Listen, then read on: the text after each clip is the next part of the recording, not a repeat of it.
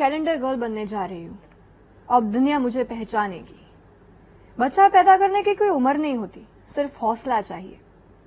આ બે ડાયલોગ એવા છે ને કે એક એમ્બિશન બતાવે છે ને બીજું કરેજ, હિંમત, અને ક્યાંક એ દીકરીની લાગણી બતાવે છે. નમસ્કાર, અમારા વિશેષ કાર્યક્રમ રાઉન્ડ ધ ટેબલમાં હું છું આપની સાથે કશિશ અને મારી સાથે મારી સહયોગી છે નેહા. દર્શક મિત્રો, આ બે ડાયલોગ મેં કેમ કીધા ખબર છે? કારણ કે જો તમે બે ફિલ્મ્સ જોઈ હશે ને તો તમને ખ્યાલ હશે કે હું કોની વાત કરી રહી છું. એક એવી સ્ત્રી કે જેણે ન્યૂઝમાં એન્કરિંગથી શરૂઆત કરી, ધીરે ધીરે સાઉથ સિનેમા, ગુજરાતી સિનેમા, બોલિવૂડમાં ઝંપલાવ્યું અને સ્ટાર બની ગઈ.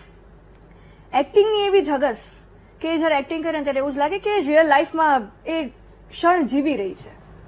અને એની અપકમિંગ ફિલ્મ પણ આવી રહી છે, જેના વિશે એની સાથે ચર્ચા કરવાની છે. આપણી સાથે અવની મોદી વીટીવી ન્યૂઝના સ્ટુડિયો પર ઉપસ્થિત છે રાઉન્ડ ધ ટેબલમાં. Avni, welcome. Thank you so much. Thank you. Avni, તમારી જર્ની બહુ લાંબી રહી છે, starting from TV anchor to actor, કે તમે અલગ અલગ લાઈક સાઉથ સિનેમા કરેલું છે, ગુજરાતી કરેલી છે મૂવીઝ, બોલિવૂડ મૂવીઝ કરેલી છે. તો અવની એકચ્યુઅલી છે કોણ? અવની એક એમ્બિશિયસ છોકરી છે જેના બહુ બધા સપના છે અને કદાચ આ એક જ લાઈફ સ્પેનમાં મારે બધું જ જીવી લેવું છે, બધું જ અચીવ કરી લેવું છે. આઈ કેન સે હું ઓલવેઝ સે કે આઈ એમ over ambitious person.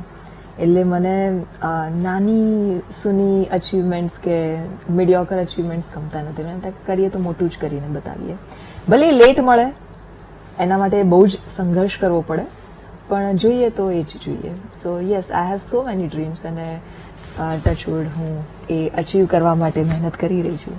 So in one line, yes, dreamer, achiever, ambitious.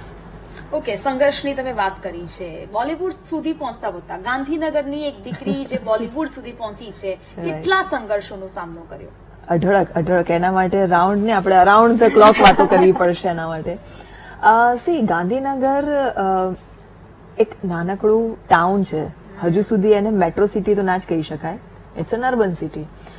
અને ત્યાંની લાઈફસ્ટાઈલ અને ત્યાં એક કહેવાય ને કુવામાંના દેડકા જેવા, કે જ્યાં તમે એક સપનું જોયું કે મારે તો એક્ટર બનવું છે, ફિલ્મોમાં કામ કરવું છે, ઇન શોર્ટ. અને જ્યારે તમે એકચ્યુઅલી મુંબઈની માયાનગરી, મહાનગરીમાં જ્યારે ઝંપલાવો છો ને, ત્યારે રિયાલિટી ચેક થાય.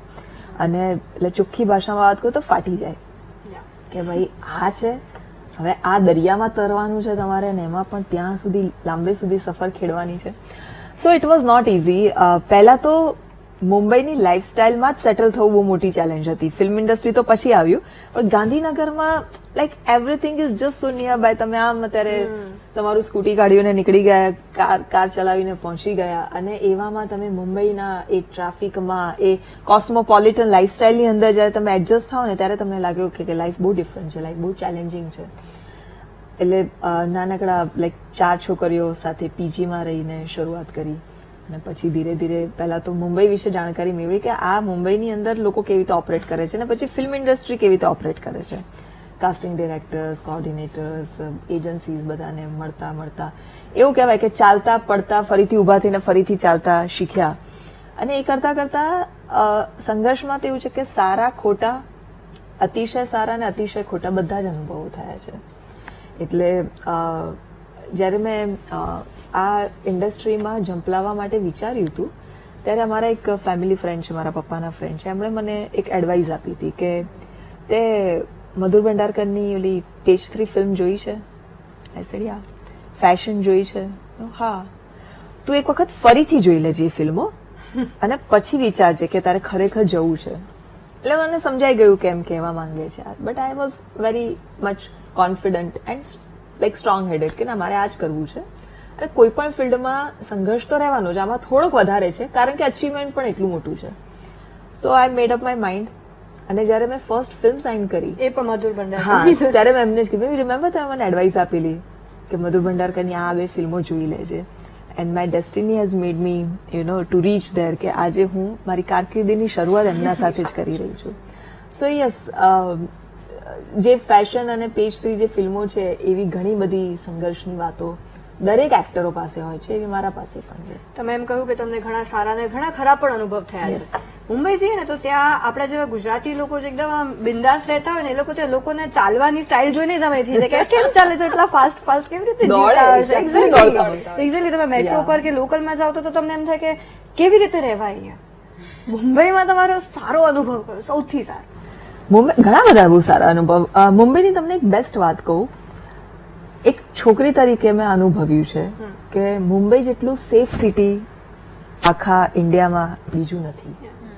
આજે રાતના 2-3 વાગે પણ તમે નાના ટૂંકા કપડાં પહેરીને પણ તમે રિક્ષામાં કે ટેક્સીમાં ફરતા હો, you are safe. Nobody will dare touch you or like eve tease you કે લુક, કે તમને એ અનુભવ નથી થતો. કારણ કે મુંબઈમાં એ બધું બહુ કોમન, એટલે બધા એ જોઈને નીકળી ગયા છે. એ દુનિયા હવે એમના માટે બહુ કોમન થઈ ગઈ છે. સ્પેશિયલી ફિલ્મ ઇન્ડસ્ટ્રીની છોકરીઓ કે જે લોકો લેટ નાઇટ શૂટ પરથી તમે ઘરે આવતા, આ બધી બહુ નોર્મલ વસ્તુઓ છે. તો આપણા ત્યાં અહીંયા વાતો કરે, હો આમની છોકરી તો ભાઈ શું નોકરી કરે છે, રોજ રાતના 12 વાગે છે ને તો આવતા, એવી રીતે કેવી નોકરીઓ કરે છે. આવું બધું પંચાત ત્યાં નથી, ત્યાંના વાતાવરણમાં જ નથી. You live your life, I live my life, let's not bother each other. અને હા, એક બીજી મજાની વસ્તુ એ પણ છે કે જ્યારે જરૂર પડે ને ત્યારે બધા એક થઈ જતા હોય છે.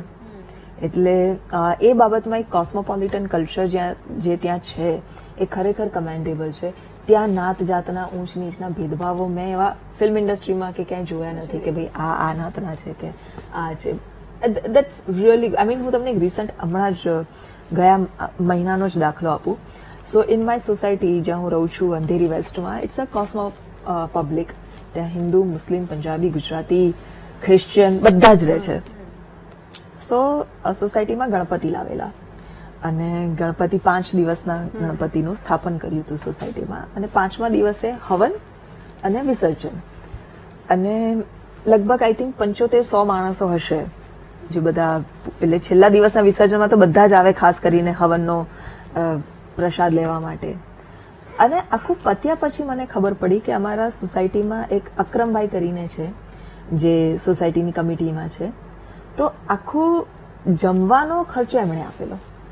આઈ was so touch by this કે હિન્દુઓનો તહેવાર, આખી સોસાયટીના હિન્દુઓ ભેગા થઈને ગણપતિ લાવ્યા છે અને એમાં પણ હવન થયું છે. એમને કઈ લાગતું વળગતું નથી એમાં, બટ હી જસ્ટ ગ્રેશિયસલી સેડ કે ચલો બધાનો જમણવાર અમારા તરફથી. This is what I like about Mumbai, કે ત્યાં પ્રેમભાવ, તેમ છતાં તમને તમારી સ્પેસ મળે છે. તમને કોઈ ઓલું ચંચુપાત કરવા માટે કે ડોક્યું કરવા માટે નથી આવતું. શું ખાધું, શું પીધું, ક્યારે આવ્યા, કોણ આવ્યું, કોણ ગયું. સો yes, that way it is really good. એટલે અહીંયા એ બધું બહુ ચાલે છે. અચ્છા, ચલો, જો મુંબઈમાં તમે ગયા છો કોઈ શૂટ માટે, 15 દિવસ કે મહિનો ત્યાં રહી લીધું, પછી તમારે જો ગુજરાત આવવાનું થાય ત્યારે એવું થાય કે ઘરે જઈને સૌથી પહેલા મમ્મીને આ ફરમાઈશ પૂરી કરાવવાની? એ મારા પહેલા જ મારી મમ્મી 50% તો એને ખબર જ હોય કે મને શું ભાવે છે શું નહીં. એટલે મને કોઈ એમ પૂછે ને કે તારી ફેવરેટ ડિશ કઈ, તો હું એમ જ કહું કે મમ્મીના હાથનું બનાવેલું કંઈ પણ, that is my comfort food, comfort meal. Mummy જે પણ ભલે ખીચડી પણ હોય ને સિમ્પલ, તેમ છતાં હું આમ આંગળી ચાટીને ખાઉં. એટલી મને ઘરનું ખાવાનું મને બહુ જ ભાવે, ટુ બી ઓનેસ્ટ. એટલે હું આવવાની હોઉં ત્યારે મમ્મી એડવાન્સમાં જ મને કહે તારે શું ખાવાનું છે. એટલે કહું છું મમ્મી 4 દિવસ માટે આવી છું, તો એક દિવસ આ શાક, એક દિવસ આ શાક, એક દિવસ દાળ ઢોકળી, એક દિવસ મારે ખીચું ખાવું છે, એક દિવસ આ ખાવું. તો આ બધી નાની મોટી ફરમાઈશો મારી હોય ને મજા પડે. So I miss my family because મુંબઈમાં એક એકલા રહેવાનો એક અનુભવ અલગ છે. એની પણ મજા છે જોકે, પણ you end of the day you miss your family, right? એ જે સાથે પડો તમે. તો જ્યારે પણ હું અમદાવાદમાં હોઉં, ગાંધીનગરમાં હોઉં, આઈ મેક શ્યોર કે હું હોટલમાં ના રોકાઉં અને ઘરે રોકાઉં, અને હું ફેમિલી સાથે જ લંચ કે ડિનર કરીએ કે જેથી એક એ પળો મને માણવાનો મોકો મળે. તમે મુંબઈની કલ્ચરની વાત કરી કે મેન્ટાલિટીની વાત કરી, જ્યારે તમે કેલેન્ડર ગર્લ્સ કરી, કેલેન્ડર ગર્લ્સની જે રેપો હતી મધુર ભંડારકરની ફિલ્મ, એટલે ફર્સ્ટ થિંગ એ જ લાગે છે તમારા રિલેટિવે કહ્યું કે તમે ફેશન જોઈ છે, પેસ્ટ્રી જોઈ છે, તો તમારા રિલેટિવ્સમાં શું એ ટાઈમે પ્રત્યાઘાતો હતા, શું એમને રિએક્શન્સ હતા? એટલે ત્યાં સુધી તો બોલતી બંધ થઈ ગઈ હતી, બધાની ચૂપ થઈ ગયા હતા. એ પહેલા ઘણા બધા હતા. મને પાછળથી મારા મમ્મી પપ્પાએ જણાવ્યું કે જ્યારે મેં ડિસાઇડ કર્યું હતું મુંબઈ જવાનું, અને મારા ફેમિલીનો ફૂલ સપોર્ટ છે. આઈ મીન હું આજે લાઈફમાં જે પણ છે મારા મમ્મી પપ્પા મારા ભાઈ હવે મારી ભાભી બધાના સપોર્ટથી હું અહીંયા પહોંચી છું. તો મોરલ સપોર્ટ ફેમિલીનો એટલો હતો ને કે મારે એ નહોતું વિચારવું પડ્યું કે મારે મારી જાતને પ્રૂવ કરવી પડશે આ લોકોને બતાવવા માટે. દે વર ઓલવેઝ ધેર. પણ જયારે હું આવવાની હતી મુંબઈ ડિસાઇડ કર્યું અને જયારે બધાને કીધું કે ભાઈ કેમ કે બધા પૂછે ને શું કરે છે તમારી દીકરી હવે કોલેજ થઈ ગઈ હવે શું તો કે હવે એ મુંબઈ જાય છે એને એક્ટિંગ કરવી છે અને બહુ આટલી સરળતા જેમ આપણે કહીએ કે MBA કરવા ગયો છે મારો છોકરો એવી રીતે બોલતા. તો ઘણા લોકો એમ કહેતા ભાઈ ના મોકલાય છોકરીની જાત એકલી મુંબઈ ના રખાય ભાઈ આપણે મિડલ ક્લાસ માણસો ત્યાં તો આપણા જેવાનું કામ નહીં આવું બધું ઘણું સાંભળવા મળતું અને એ મારા સુધી વાતો આવવા ન દેતા. એ એમના પૂરતું જ રાખીને એમને જવાબ આપી દે કે જેથી હું ડિમોરલાઇઝ ન થઈ જાઉં. પણ જયારે મારી ફિલ્મ આવી જયારે અનાઉન્સ થઈ ગઈ ને બધાને ખબર પડી ત્યારે જ બધાએ આમ કહેવાય ને હવે જે લોકો એમ કહેતા કે ભાઈ ના મોકલાય એ લોકો એમના છોકરાઓને અમારા પાસે લઈને આવે કરે જો અમારે છે ને આને બહુ શોખ છે એક્ટિંગ નો અવની તું કઈ ગાઈડ કર ને એ અમારા બાબાને તો જો ને બહુ કડવું ચાલો તો જેટલું જ્ઞાન મારી પાસે છે હું આપવાની કોશિશ કરું છું. બસ યસ તો ક્યાંક ને ક્યાંક મને લાગે છે કે આ જ એક ચેન્જની જરૂર છે. તમારી સક્સેસથી જો બીજાનો પરસેપ્શન બદલાય ને તો એ બહુ મોટી વાત છે કે તમે એટલે જરૂરી નથી કે તમે આખી દુનિયા બદલી શકો પણ તમારા એકના જીવનનો એક અનુભવ કોઈ બીજાના કામમાં આવે અને એક બીજા કોઈ એક વ્યક્તિનું પણ તમે જીવન બદલી શકો કે એને એક નવો રસ્તો બતાવી શકો ને then also you have achieved it. Okay તમે ફિલ્મમાં કામ કર્યું છે ફિલ્મોમાં કામ કર્યું છે અને હવે અપકમિંગ મૂવી પણ આવી રહી છે એની વાત આપણે કરીએ પરંતુ મારે અત્યારે એ જાણવું છે કે અવની શાંત સ્વભાવ ધરાવે છે કે પછી બોલવું ખૂબ ગમે છે. શું લાગે છે હવે આટલા 15 મિનિટથી તમે વાત કરો છો તમારા ચહેરા પર જોઈને એવું લાગે છે કે શાંત છો. મને લાગે છે બોલવું બહુ ગમે. પણ બોલવું અત્યારે જે રીતે બોલી રહ્યા છે એટલે લાગે છે કે બોલવું ગમતું હશે પરંતુ ચહેરો જોઈને એવું લાગે છે કે શાંત હશે. ઓકે તો તમે બંને ખોટા નથી. સો બેઝિકલી આમ Gemini so I have a dual personality. તો બોલું છું તો બહુ જ બોલવી વાતો I am very comfortable while talking. એટલે મને રેન્ડમ રસ્તા પર કોઈ જતા માણસ સાથે પણ વાત કરવાનું કહે ને હું એની સાથે કલાક વાત કરી શકું અઢળક વાતો કરી શકું કમ્ફર્ટેબલી વાતો કરી શકું અને એ મને ગમે. નવા લોકોને મળવું નવા લોકો સાથે વાતો કરવી એમને જાણવું એમના વિચારો જાણવા આ મારી એક હોબી છે. એઝ અ એક્ટર પણ એ મને બહુ કામમાં આવે છે આ બધી વસ્તુઓ. તો એ હું કરતી રહેતી હોઉં છું. ઘણી વખત એવું પણ હોય કે મને હજારો લોકોની ભીડમાં બસ આમ સુનમુન બેઠી મારા એકલાના વિચારોમાં એટલે લોકોને આને શું થયું છે કેમ બોલતી નથી અવની પણ હું મારી જાતની અંદર જ ખોવાયેલી હોઉં.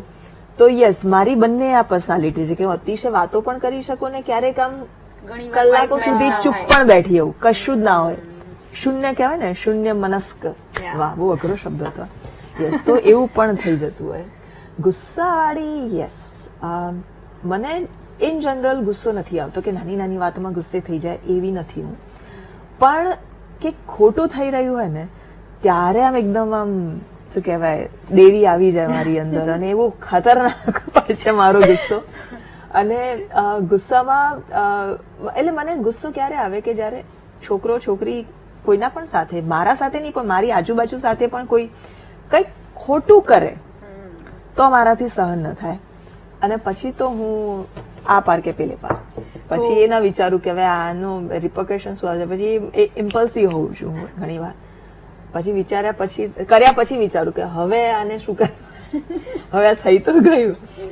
સો યસ બટ નાની નાની વાતમાં ગુસ્સો ત્યાં જ આવે જ્યાં ગુસ્સા આવવાની જરૂર હોય ખોટું થાય તો. બાકી ઘણાનું જે હોય ને કે મારું આ કામ ન થયું તો હવે ગુસ્સો આવી ગયો હું તમે લેટ આવ્યા તો મને ગુસ્સો આવી ગયો ના આવી બધી શાકમાં મીઠું વધારે પડી ગયું તો ગુસ્સો આવી ગયો આવી બધી ફાલતુ વાતોમાં મને ગુસ્સો. સો બેઝિકલી તમે ઓબ્વિયસલી સ્ટાર છો તો લોકો ઘણા એવા લોકો છે કે જેનો તમારા પર ક્રશ હશે.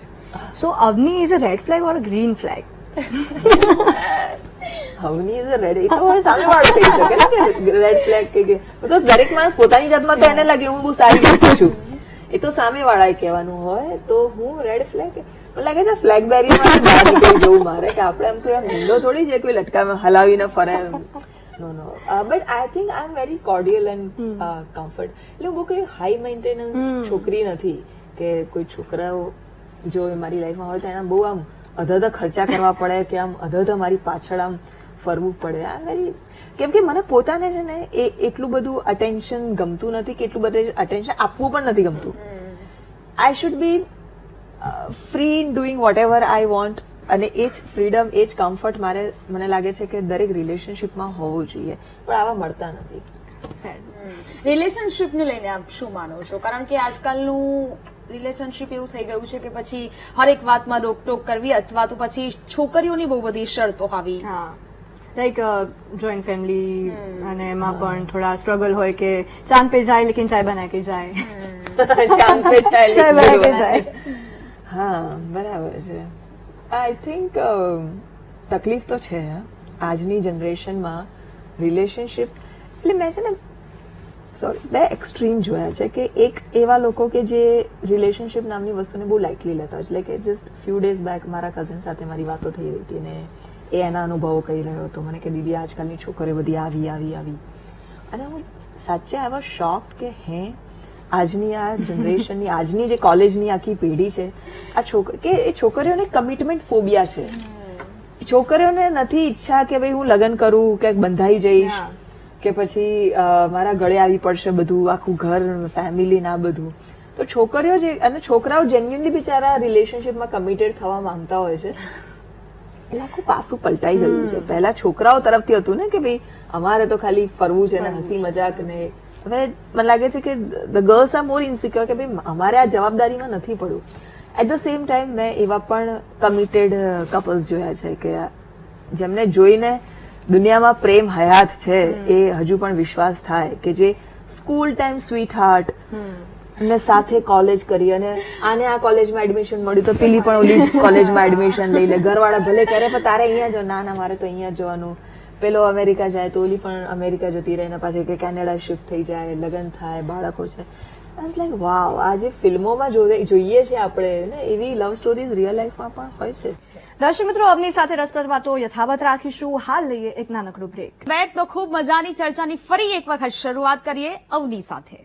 પણ તમે આ પાસું બદલવાની વાત કરી, લાગતું નથી કે એ ખરેખર પાસું બદલાવવું જોઈતું જ હતું?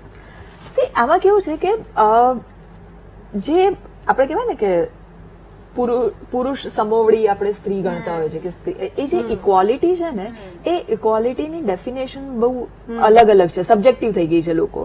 તમને એવું લાગે છે તમે કીધું ને કે ચાંદ પે જાઓ લેકિન ચાય બના કે જાઓ, પણ તમે એ નથી વિચારતા કે જો ચાંદ પર જવું છે તો ઘરે ટી વેન્ડિંગ મશીન લાવી દો ને, બરાબર? એને ચાંદ પર જવા દો, તમે ચા બનાવતા જાતે શીખી લો.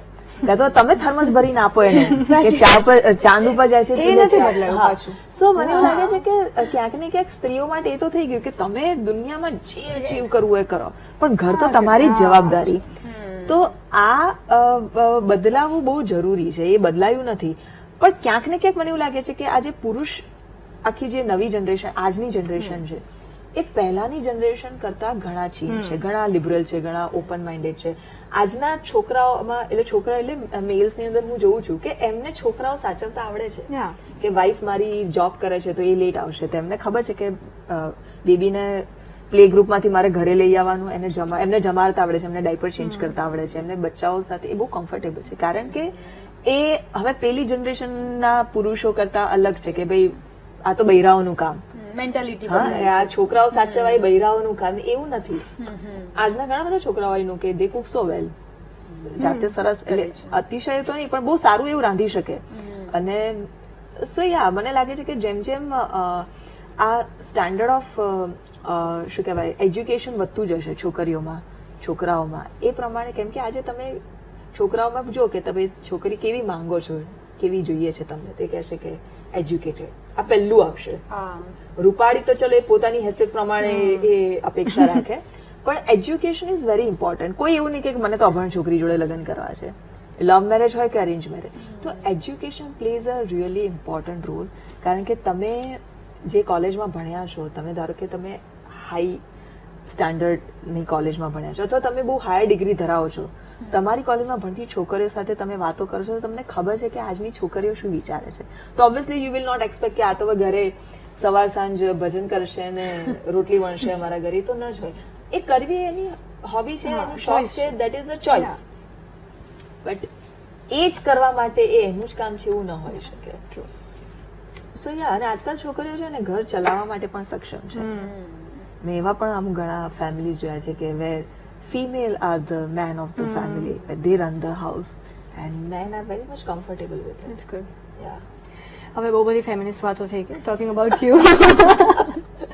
સો તમે સેટ પર કેવા હો છો? લાઈક ફન, બહુ જ મસ્ત. ડાયલોગ તમે કેવી રીતે ડિલિવરી કરતા હો, ડાયલોગની કેવી રીતે પ્રિપેરેશન કરતા હોય, કેરેક્ટરને જ્યારે અડોપ્ટ કરવાનું હોય ત્યારે એ તમારો આખો પ્રિપેરેશન પહેલાની પ્રિપેરેશન હોય કે જ્યારે તમે ડાયરેક્ટર અને રાઇટર સાથે બેસો અને ફિલ્મ અહીંથી શરૂ થઈ રહી છે પણ આ Pre-production. કેરેક્ટર ને પ્રી પ્રોડક્શન ઇઝ ડિફરન્ટ. એ ખાલી એક્ટર Writing, માટેની જે જર્ની છે કે માની લો ફિલ્મની અંદર તમે કોઈ એક ફિલ્મ જુઓ તો જેમ અત્યારે આ ફરી એકવાર ફિલ્મની વાત કરું તો એક લાવણ્યા નામની છોકરીનો રોલ પ્લે કરું છું કે જે એના 28-30 વર્ષની ઉંમરની છે.